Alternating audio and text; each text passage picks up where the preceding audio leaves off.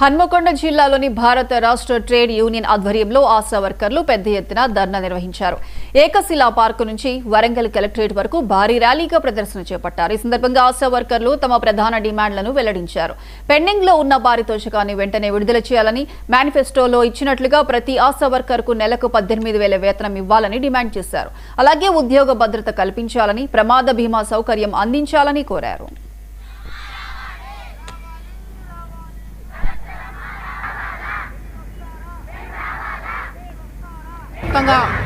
ఆశా వర్కర్లు గత 15 రోజుల నుంచే హెల్త్ ఎమర్జెన్సీ సర్వీసులు మినహాయించి విధులు బహిష్కరించి సమ్మెలో ఉన్నారు.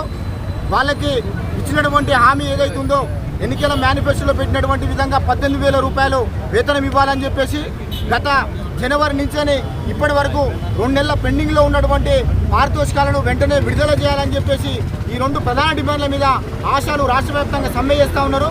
ప్రభుత్వం నింబకు నీరెత్తినట్టుగా వ్యవహరిస్తూ ఉన్నది.